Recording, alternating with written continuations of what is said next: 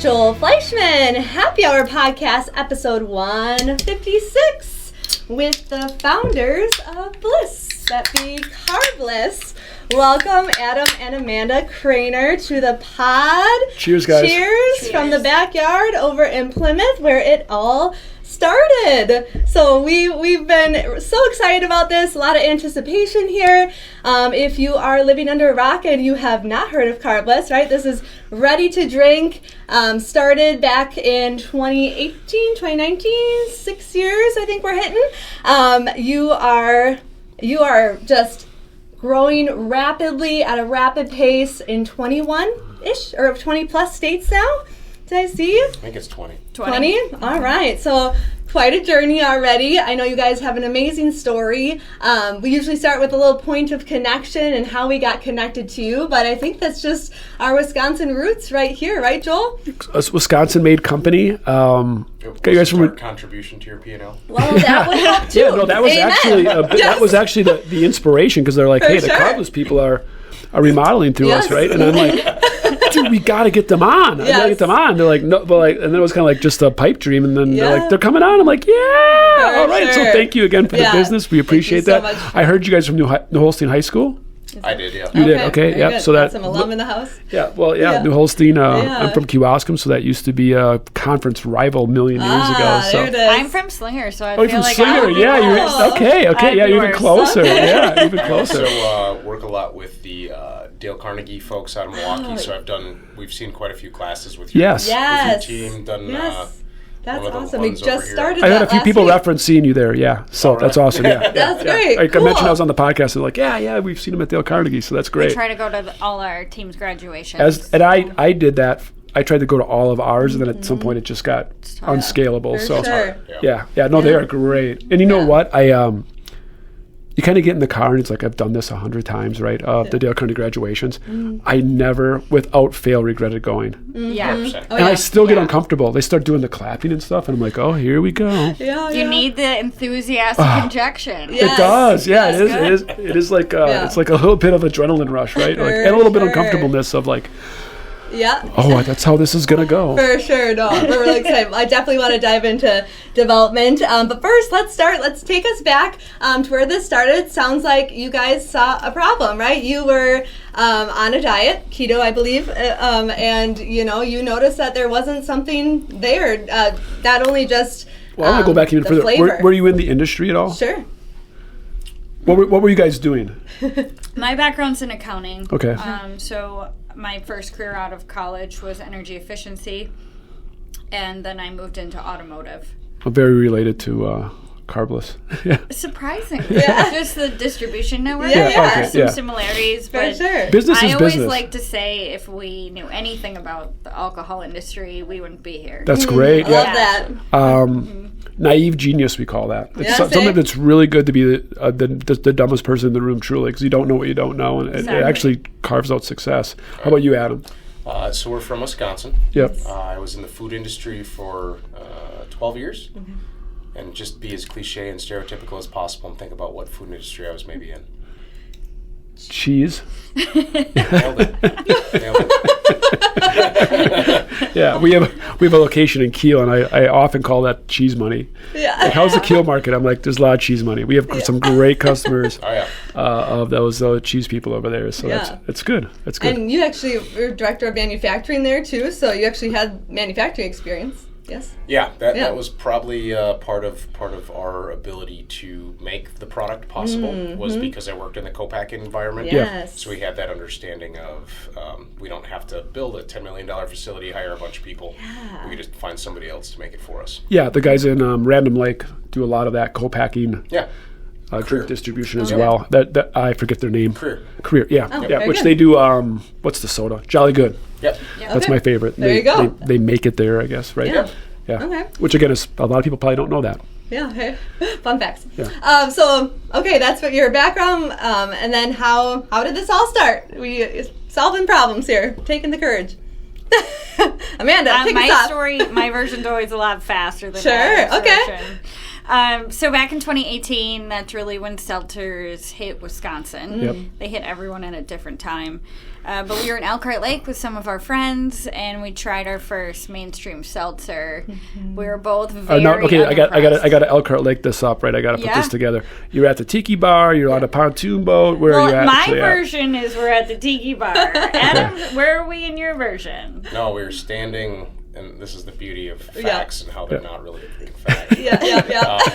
Well, there's moments in time that you never realize you'll have to go back and this is part of our story. That's wonderful. Like, it was just something you would never repeat. Memorial Day weekend 2018, we have a bunch of friends, and that we all have kids like the same age. So we were standing in the lake down by the Fireman's Park. Yes. Now, after that, we did go to the Tiki Bar. So the conversation might have continued even. There you go. Maybe. Probably. Maybe you tried it at the... Sure.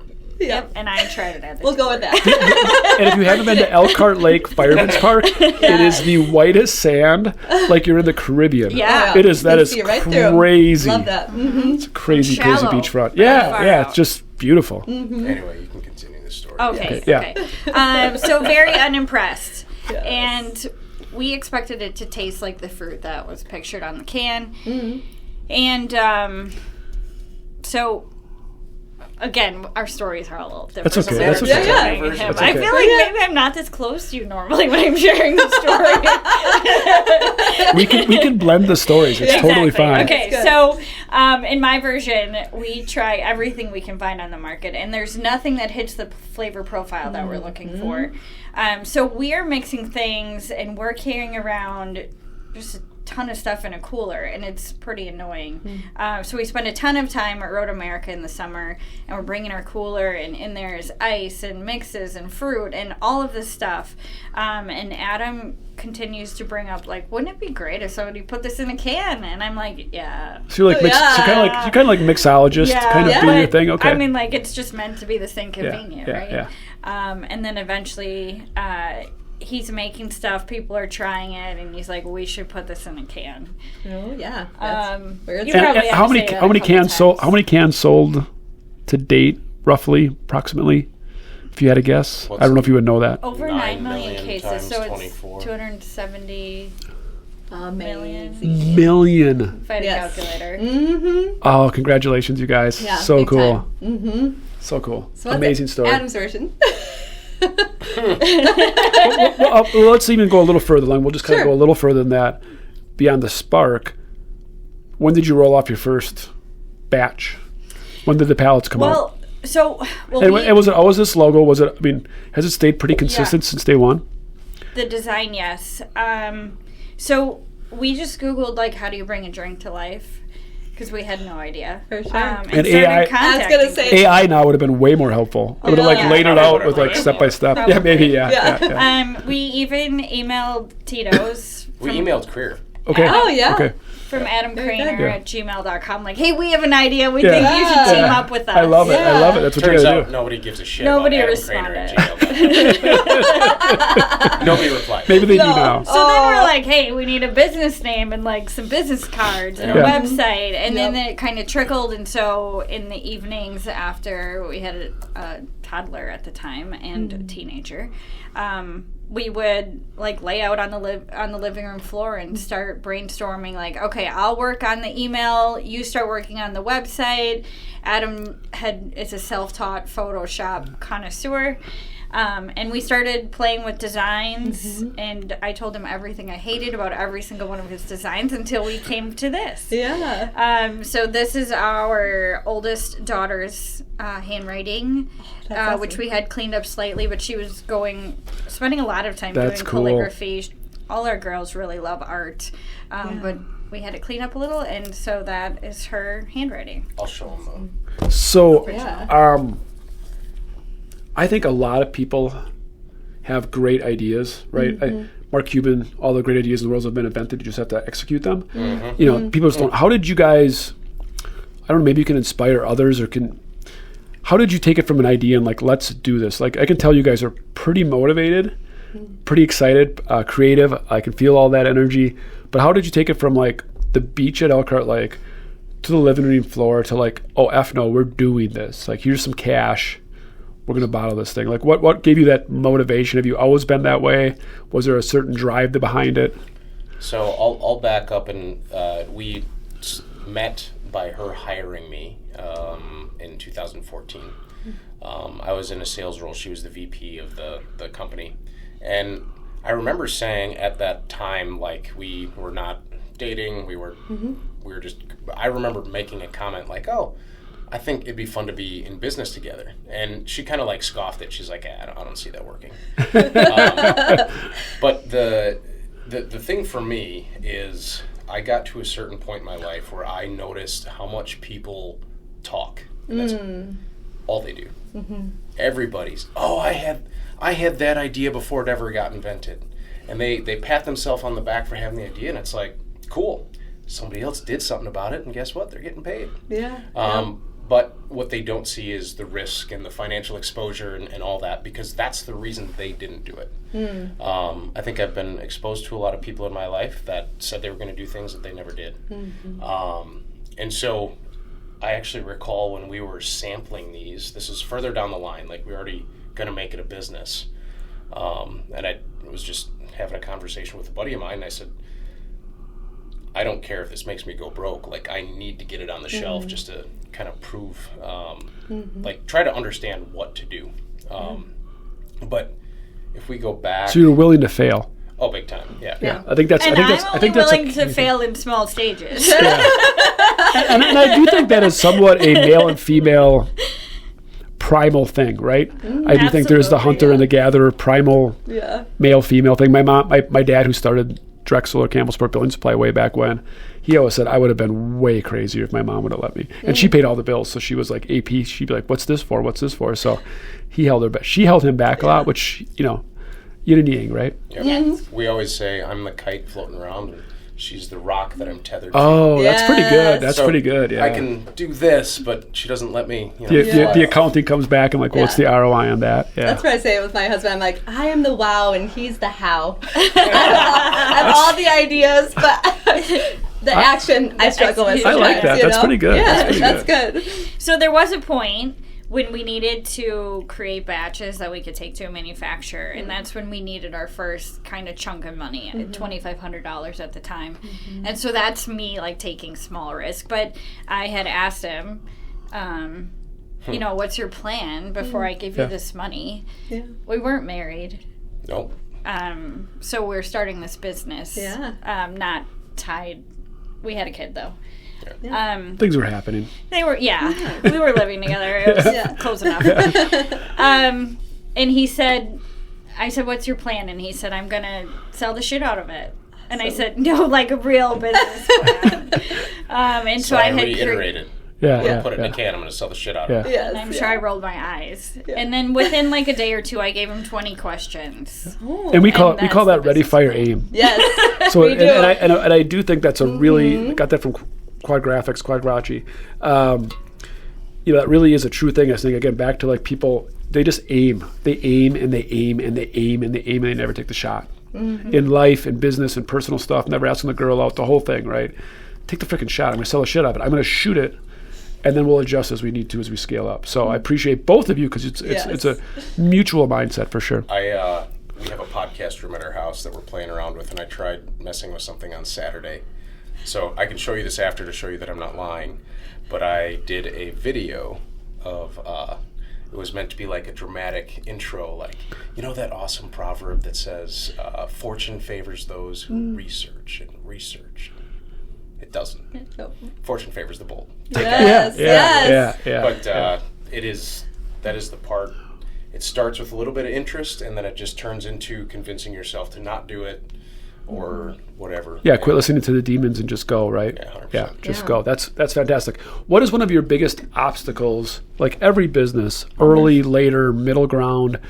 Can you remember one of your like, oh crap moments? Like, this isn't the best. This is pretty tough. First 3 years. We have a lot of those. So it was truly that build a foundation, and then you saw success. Fail, start over. If we would have put the money we had into the business, we didn't fundraise right away. So if we would have done that and not remained working full time, the business should have folded probably about 2 or 3 times. But we were both working full time and just funding the losses of the business. But if it was a traditional, whatever capital we put in, started up with that, a fixed cost, we're in for 20 grand, and when that's gone, we're out. It would have failed about 3 times. Yeah. Wow, Is that cool? What a story! That's an encouraging story for anybody that's just listening and just struggling with whatever they're struggling with. Right, just keep going. One of my favorite things to do when we do a lot of talks and speeches and stuff, and remember one was like an accounting group up in the Fox Valley, and it's the it must be nice, and most people don't understand the trials and tribulations of starting a business. And our first year on the books, we lost $20,000. Our second year, $70,000. Our third year, $320,000. That was kind of our plan, though. It was. That's why we didn't get much banking support, because we're like, well, we're gonna lose a shit ton. The banks don't love that. No. But like I always call it the it must be nice starter kit. If you can look up at this thing and see that we collectively lost $450,000 over 3 years. We both worked probably about 20 hours a day, Saturdays, Sundays, didn't see our kids much, didn't sleep much. If I could tell you you're going to work 20 hours a day for 3 years, lose $450,000, and did you do it? Maybe you get the lottery ticket someday. Maybe. Or, still no. Yeah. Right. Yep. 99.9999% of people are going to be like, hell no. Okay. Well. Then that is the risk that you have to have, because there's a lot of people in our business, in many startups, that we got the lucky side. Yeah. They don't get the lucky side. Yeah. And they're in debt for the rest of their life. Yeah, for the rest of their life. Yeah. I saw one thing when I was reading, and I was reading through a lot of your LinkedIn posts and stuff too, the 16 flavors, like it came like really fast and such, and you came to like learn this less is more approach, or not, more is not always better, better is better. And I was like, oh, we talk about that all the time. Like, all the time. And what are some of those? Everyone's going to want another flavor, right? Like you can't always just take consumer. And they want their loyalty because they came up with it. Forever. I drink pineapple for free forever. But yeah, I mean, it's very difficult to shut out the white noise of consumer feedback, and for us that'd be builder feedback, and for a lot of times it'd be salesman feedback. I just got out of a meeting. We're coming out with our pre-finished collection. We call it the Classic Collection of Colors. Currently, we basically custom make colors for free. Manufacturing, that's not smart or profitable, and very difficult, and really bad for the consumer even, right? Like, give me any color you want and we'll do it for you. Like, people want simpler choices. I just got off the phone. I actually was not late, but I was not early to this meeting because I was on the phone with our sales leaders, and they were fighting me on custom because I want to charge 45% more for custom, because I don't want that to be a thing. I said, because we have a 15 color palette. But if you offer people custom, they're going to think they want custom. So just don't offer it and say, we have 15 solid colors. Which one would you want? If they ask, yes, we can do custom at an up price, right? So that's a confusing thing. Like, how do you go through the white noise? 4 kinds of flooring, and I was like, oh, that one done, move on, and never think twice. We like to call but it was actually these 4, I love this one. Instead of going, please come back and go to Pinterest, and we will start diving it down and take a bunch of your time and get to a gray. It is, of course. I mean, just like you guys, right? I mean, the death of you guys is sitting at a bar, I'm sure, is the death of you, period, right? Like, you're the Carbliss owners? Oh, let me talk to you. We usually don't bring it up. Oh, I bet. It's it's challenging from a salesperson perspective. We have a bunch of distributors who are like, they also kind of like your builders, right? And if we only had. And it's like, well, going back to the portfolio, there's 16 flavors that sell really well. Why are we talking about the one thing? Like, let's focus on what we have. Which will probably never be more than 2% of your business anyway, right? The one thing you don't have. Like, the 17th flavor is never going to be your 80% market share, right? No, that black you're just chasing is the part of the original 3, and nothing can take it. Yeah. The black raspberry is number 1. So out of this is your. If somebody's never had a Carbliss, grab a black. Our top 3. Absolutely. Okay. So give us a top 3. Give us some inside Carbliss stuff for the real hardcore people. Black raspberry, cranberry, and lemon lime are our top 3, and they were. Lemon is the first one I ever made. It was a vodka lemonade, and it is one of our lowest. But so the first 3 we launched were black raspberry, lemon lime. Lemon, And then cranberry was number 4, and those three are of those top 4. 3 in every single market. Okay. I would not have guessed that. I like me some The lemon OGs. lime. But again, it kind of goes goes back to vanilla, or in flooring 4 colors. Like people don't like. You would think it's like the watermelons and the blood oranges, but it's still that basic base point foundational piece. But if you just had only black, that wouldn't work either, right? I mean, we'd still be pretty happy with it. But I don't think no, I agree, but I don't think the consumer is, there's an illusion the consumer wants all these choices. Yeah. They want to go to a 99 flavor ice cream shop, but they really don't. They want to think they're a 99 flavor I'm ice still cream buying shop. But when they birthday walk, cake. yes, but when they walk in, they settle on like 3, right? I mean, they're not going to the 99. Yep. So it's kind of like, we have 16, but you're just going to want our basic. sure. Back to the ice cream shops still sell the most vanilla, right? yeah. Like that's just life. That's decision fatigue. Same for Thank us. you very much. Cool. I want to get into culture. You guys have a really unique How culture. many people do you have working? Yeah. We're probably we just almost to onboarded 90. 5 this week, so it's Okay. got to be 90. Yeah. Wow. If not very close. And then we have Growth chart is like, contracted brand ambassadors, which is who you would see out sampling. Okay. Yeah. 859? Was that the number we just got? wow. Wow. Yeah. Kind of a, for those people that don't understand that, that's kind of a subbed out sales branch of your company, right? Yeah, and it's like so if Brand ambassadors, I think. Is that what you said? Yes, Yeah, I brand love that. I love that So, term. so like boots on the ground, so Amelia covers this area. She's going to go bar to bar, knock on the door, work with our distributor. But then I'm going to use other brands. But back in like the early 2000s, there was the Jaeger Girls, the Bud Girls. Oh, yeah. Yeah. Now our brand ambassadors are male, female, 21 to 85 probably. But their sole thing is just liquid to lips. So that's that 1099 role. We're just trying to get them into stores to convert people and have them try the product. Yeah, that's cool. So, how do you, first of all, we get this question a lot, right? How do you find good people? I saw some of the characteristics: humble, hungry, smart. Like, how do you find these people? And are they all employed in the Plymouth area? No. There's probably, our office in Plymouth, if it's full, there's 20 people in the office. Everybody else, there's like 6 people that work in Wisconsin that don't come to the office. And it's, if you're in a support role, and anybody who's not in sales is in a support role, they're coming to the office and it's required. The rest of it is the sales organization, and then they're in their market. So like in Wisconsin, we have 4 market managers. In Illinois, we've got 8. Florida, we've got 6, 7, or 8. So they're working just where they're at. How do you stay connected? How do you build culture with the remoteness? We have... Feels just like I'm stealing your thunder. No, this is good. So it started as weekly meetings. I'll start with transparency in weekly meetings. So to Amanda's point, our original plan, when we did end up getting an angel investor, and our plan was to burn about $5 million. So shortly after that year that we lost $320, we became profitable, so we switched that plan really quick. But my fear, I operated in a business, and so did she, that you operate in the black. You make money. So when that seems to be good in theory. Yes, that's a good starting point. I don't think either of us really understood this like catalyst burn cash like it's nobody's business way of starting a business. So we were learning how to do that. And my fear was, if I'm having a business conversation about burning $50,000 last month, and then my salesperson, who if I'm not being transparent about it, hears me say that. Yes. Like, what are they going to think? Yeah. They're going. And I always think the spouse is the most important part there. Yeah. Because I do think sometimes the salesperson gets it, or the person closest to the fire gets it, but they go home and they're like, how's this Carbliss thing working? Oh, we lost our ass last month. And they're like, excuse me? You are getting a new job. Like that thing, like, no, we're fine. Like, no, you told me we're losing. And then the wheels start spinning in their head at night. So we started, is pretty much as soon as we had people, we started sharing our budget, our financials, and where we were at according to that. So if we thought we were going to burn 50 and we only burned 20, hey, like technically we made 30,000. Yeah.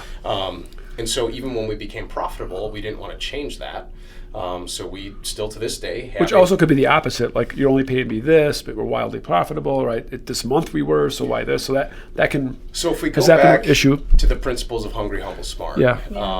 The idea is you can argue that all day long. But at the end of the day, like my job, and no different than your job, is as we scale, that's great that we're profitable X, but in 2 years when the economy takes a shit, do you expect me to help you along? And if I pay you out every bit of profit I can and we don't invest back in the business, I can't do that. So it's like kind of this mutual trust, and there's also humble, hungry, humble, smart. Okay, that's your 3 principles. Yeah, and so that's good. I like those. The other, like it's this mutual respect of understanding position and where it is. So, I mean, transparently, we've always shared like our business, even though it was super profitable, was in the beginning of 24. We entered into a banking relationship. There was 4 months. We just finished off on significantly profitable year. I still did not take a paycheck for 4 months because we were investing so much in inventory. We didn't have enough of a line of credit. And so that piece I didn't share until later on, because people don't always, I didn't want them to freak out. We were fine. Yeah. We're doing through the same thing. We just ended 2025. We're down $6 million in profit from last year. Again, am I proud of that? Hell no. Did I just say that out loud? Yes. Was it hard to say it? Yes. But very intentional. Again, I can tell the story why. And again, it's you have to sometimes I think that comes across as like, well, Joel's just making stuff up, P.T. Barnum, or like he's just selling it to me. And yeah, there's a point of that. But also there's a philosophical reason we did that, the reinvestment of our company. And we had a plan and we were on budget. And do I wish that didn't happen? Yes. And again, does the bank always understand that? No, but that's why you have a relationship with them, so they do understand that, right? So I totally get that transparency. And again, why you can't just burn your profits. I do see too many people, small... America, they understand it. I do see a lot of small companies, and again, a little advice for them, maybe if I can do that, I don't know, maybe at the point of career I can. Don't go buy a $100,000 pickup truck the first month you're profitable, or when your accountant says you're profitable. Again, squirrel that away, right? Like stuff's going to come up, dude. Don't just go buy that big ass truck and be like, dude, we made it. Because you also there's $60,000 in your checkbook means very little. For almost 2 years before we started operating out of anywhere but our house. Wow. So we had like 6-8 people. You guys are the epitome of humble. Like you guys, man, you guys grinded. Congratulations. That's so cool. Yeah, it's interesting. I'd say to add to that, part of sharing all of that additional information and being very transparent, ideally we would love for every single person in our company to be able to leave tomorrow and start their own business. The more we can teach them, the more they're going to understand, and then hopefully be able to do it themselves one day too. If they want to.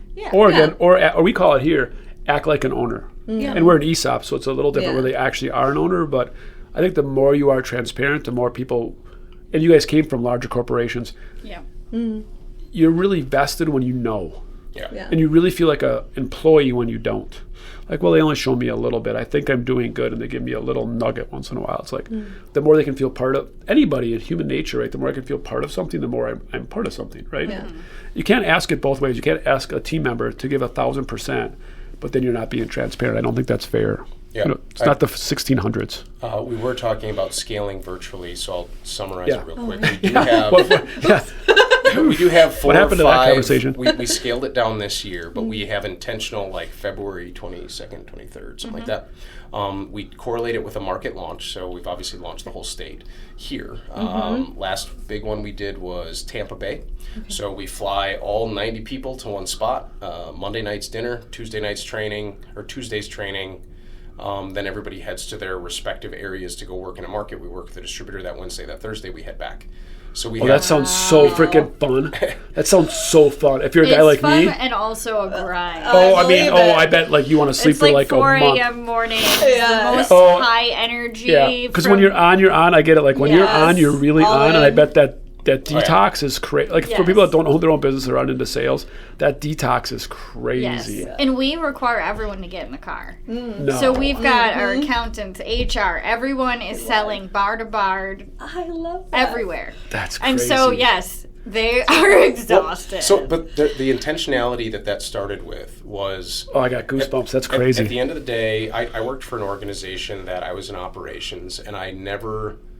They would basically like make me change my numbers so that sales could have a good margin. Yes. And I'm like, well, okay, but that's not physically possible. So no, I'm not going to hit my bonus because Johnny can't sell it for more. Yeah, too many companies play that game. Is the manufacturer making the money? Is the distributor? Is the sales force? Did we have a good month or a bad month? And they spend a lot of time saying we were profitable or we weren't profitable. And it's politics. It's all it really is. It's just I call it cargo pants.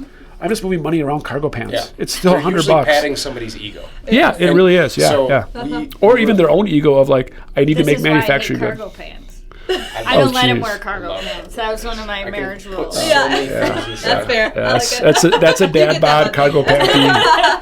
I get that. I'm at the age now where I can do like the old man New Balances and nobody even calls me out. So. But we shared with everybody that like at the end of the day, and this doesn't matter what company, if we don't sell, we don't exist. Yeah. So about 60 of the people that are on our team are the ones that are boots on the ground every day selling in the bars. Which is still 75% of your workforce. I mean, still, it's a huge percentage. So whether you're in operations, getting the cases from A to B, whether you're in marketing, making the pretty signs, whether you're in finance and accounting, closing the books, not getting the expense receipts from the salesperson, right? Yeah. Isn't it super important to just live a few days in their life every 100%. single day to really understand like it's great that you can sit behind a desk and fire out an email, but when they've spent 10 hours in the market and then they got to follow up, like I'm not trying to advocate for not getting it done, but it helps from a humility perspective. Put yourself in their shoes. And we probably have gotten fat and lazy at Drexel because we've had a great environment and economy since 2008, but in 2008 that was it. Like we're not going to lay anybody off.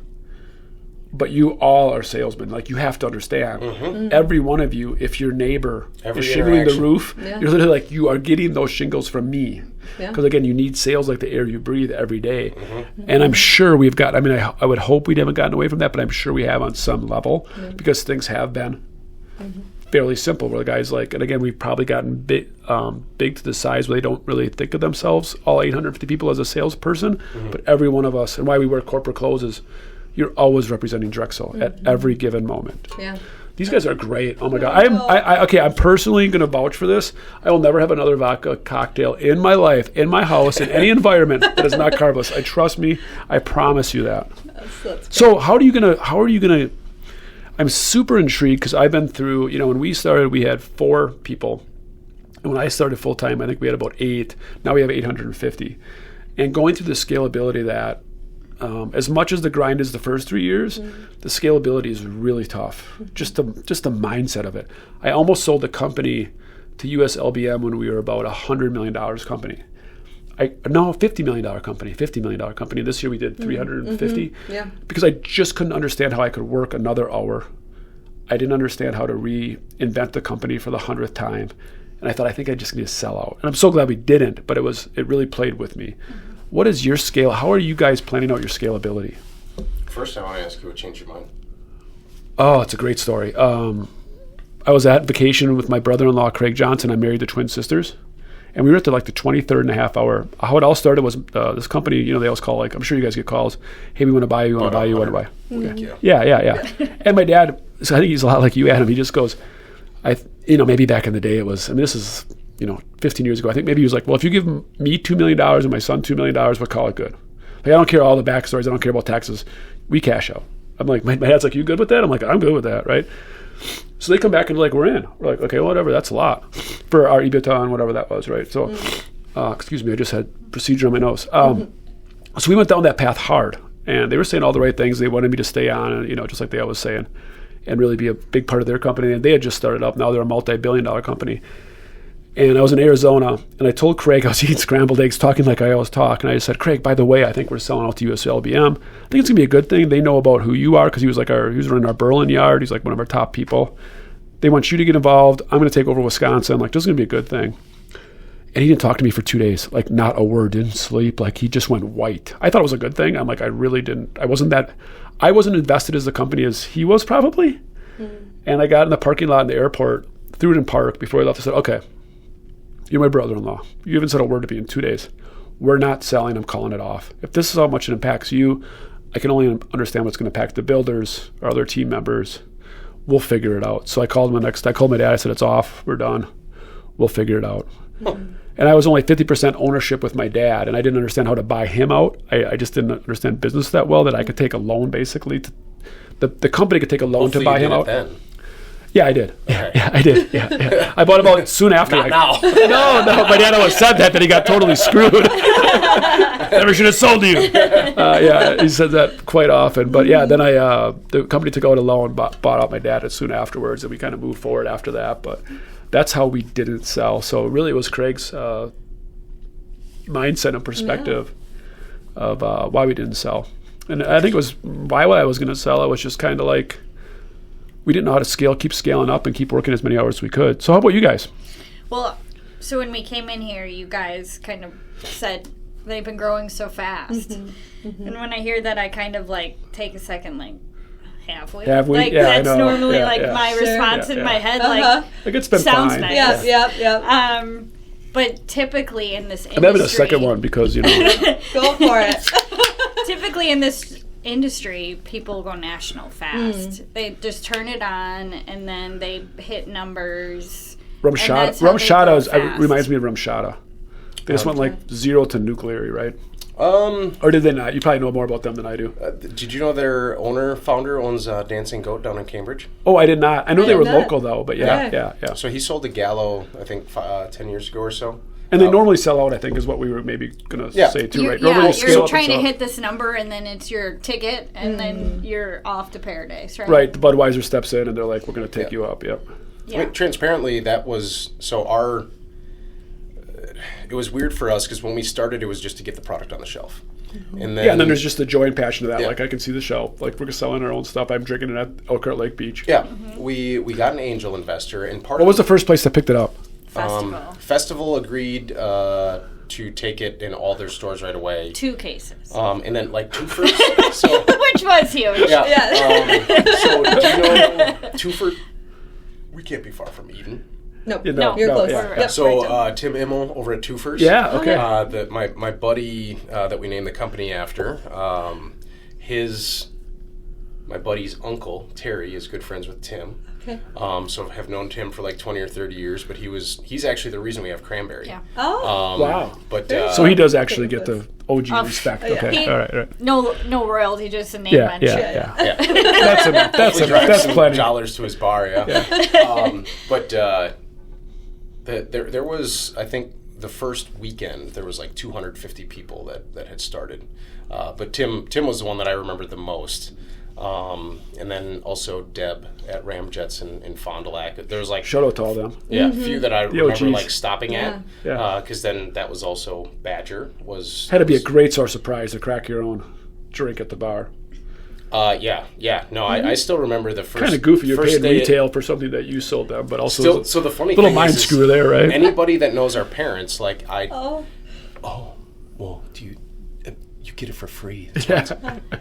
We go to the store. Yes. So like if we go to the store, you think I'm giving it to anybody for free? No. Right. Everybody go to the store. And ultimately the reason is like I wouldn't exist if Piggly Wiggly and Plymouth didn't pick up my product. Right? Yep. So like it's more of why save a couple bucks when I can just support somebody who and I'm kind of the same way at Drexel. I pay the same as our team members. Like I'm not getting stuff for free. Like just go through the system, do the right accounting. Because also you got 3 pallets in your garage, and how do you account for them? And it's so stupid anyway. Like what's the point of this all? So I appreciate that's a good business model. What market share do you have in Wisconsin of all the bars in Wisconsin right now? If you had a guess, it seems like every one. So we are you not in one? There's about 28% of them that we're not in. Okay. Those bastards. I know. How dare you? And the Packers now. Lambeau. Are we going to visit somebody right now? Is that what we're talking about? No, I almost went down that path. We won't say it. Yeah, no, that's fair. We can go on a road trip after. Boy, Adam is competitive. He's going to punch somebody right now. You're not allowed. I know exactly what he's thinking. So what's I can actually feel the energy right now. So where is Lambeau? Where are you at with Lambeau? They reached out to you. You reached out to them. How does that work? Well, that's a funny story. I just want to see if I'm right. No. Oh. They have a fun relationship. This is great. I thought it was in it's like you're on the game show. So good at being in his head. I need to tell you a story when we're not on the podcast. Okay, that's fair. Well, she the after party. Last week. Yeah. Okay. Just remind us that it was That's for our subscription only customers. Subscribe and link below. Pay $9.99. No, I'm just kidding. It was like she blew my mind. I was like, go to their podcast and hear that version. I forgot what we were talking about. Lambeau. Lambeau. So in 2021, my first week in the business full time, which was also our market manager Amelia, It was her first week. And she's still with you? Yep. Yeah. We went and visited the Packers, and a gentleman named Justin Wolf was their director of sales. I think he's gotten promoted now, but basically, I wanted to be able to sell in Lambeau, so I had a meeting with him. And then at that time, he's like, well, in order to, you can't do a marketing relationship that says in beverage alcohol, you cannot I don't know exactly how the law is stated, but you can't exchange for the sale of booze. Okay. So like if I say, hey, I'm selling Coca-Cola, they have those contracts, right? They mandate sales. You cannot do that in booze. Okay. So I was like, hey, I'd really like to sell here. And he's like, well, you guys aren't really that big, but we could start talking about a partnership. And I'm like, what does that look like? He's like, well, you're paying in. Radio's like $50,000 a year. And I was like, I don't have that money. So no.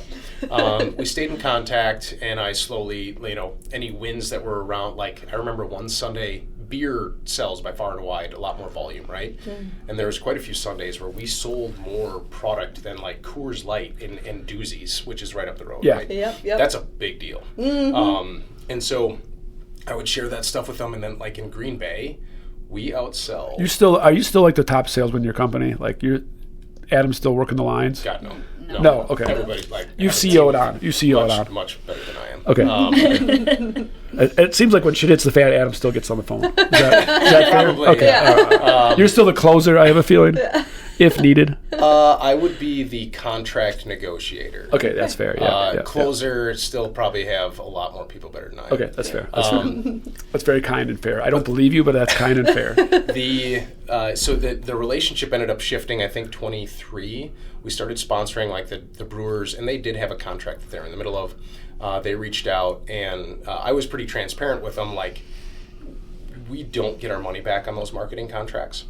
With the exchange that we pay for their assets compared to what we sell, it never works. Even AmFam is one of our better ones, and not even close. Like, to the tune of, if I told you the number, it makes you want to puke. And so I told them, I said, if you think that the value of the Packers is so great that we're going to pay more and sell less, because there's 82 games at AmFam and there's like 10 at Lambeau, and no extracurricular. No, the Pack. I know enough about the Packers working with them. The Packers are about the Packers or about the Packers. Yeah, 100%. And they're not. And again, they shouldn't have to apologize because people do sign up for that. So, exactly. Yeah, and so they get away with it, right? We were very upfront and said, if you think that's going to be the exchange, it ain't going to happen. Yeah.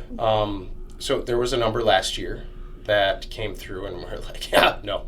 Like our marketing person, when she sat down with me, she's like, I'm going to share it with you just to say I did. Oh, yeah. But I already know I'm probably going to get a bunch of F-bombs. Yeah. That's what happened. We said no. Yeah. And then, no.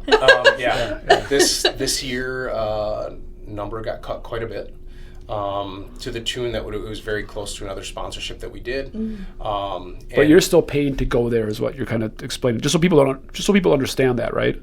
Yeah, there's no really major league place that you're not paying multiple six figures. Which I don't think people understand. Just so the average person can understand. Like I wouldn't understand it either. Like I get all the messages that, you should sell in Lambeau. Yeah. And I'm like, go ahead and ask. Yep. And by the way, if you have $500,000 that you want to give them, they would happy to sell your cheese curds. Exactly.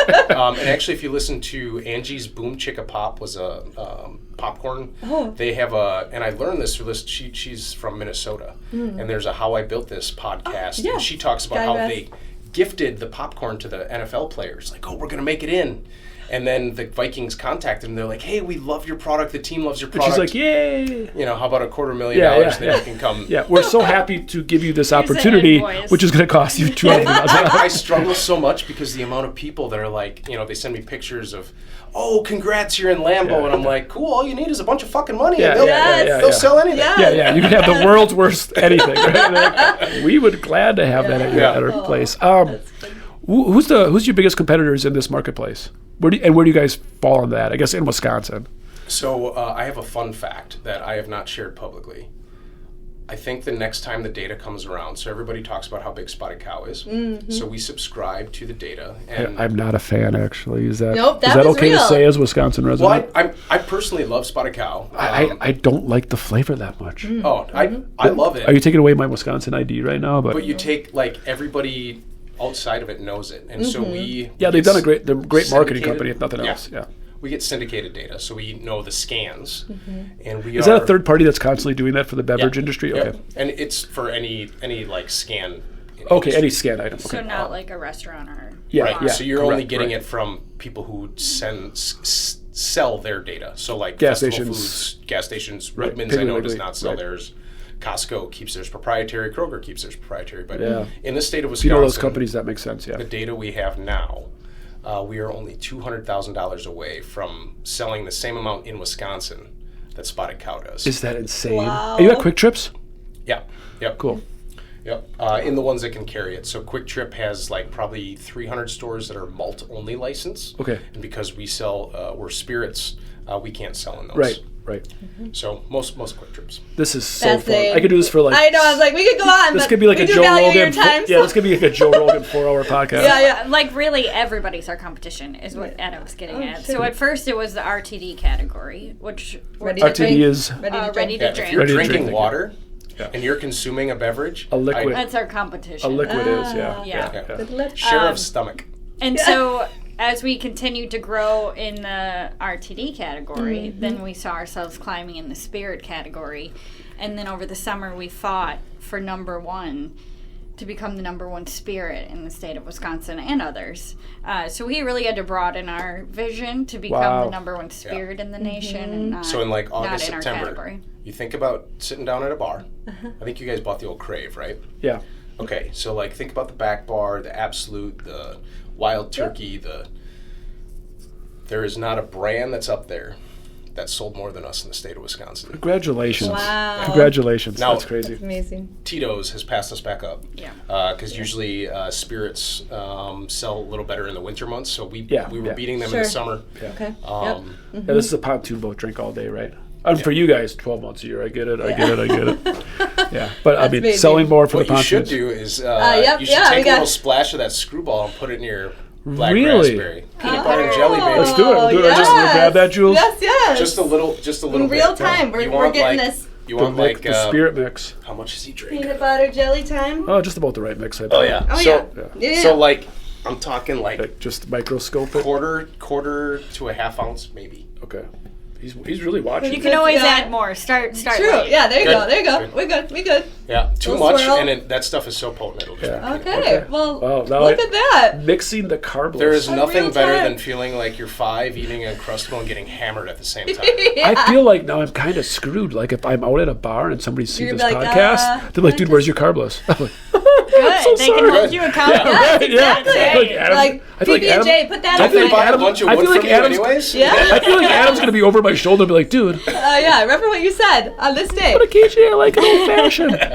On record. And you guys are staying. Yeah, just ask you them are to not make coming yours out with sweet no, with a lemon lime. any teasers. You're not coming out with different things, right? We talked a little about less is more, or things are under Oh no, we have creation. innovation. Every yes. spring we come out with Yeah. innovation. Okay, so what did you just come out with? What are you promoting now? What are you coming out next? What can you talk about? What can't you talk about?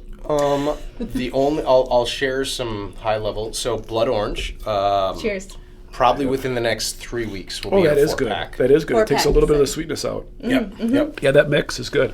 And because I'm not the sweetest guy that way, so that's good. Gotcha. Okay.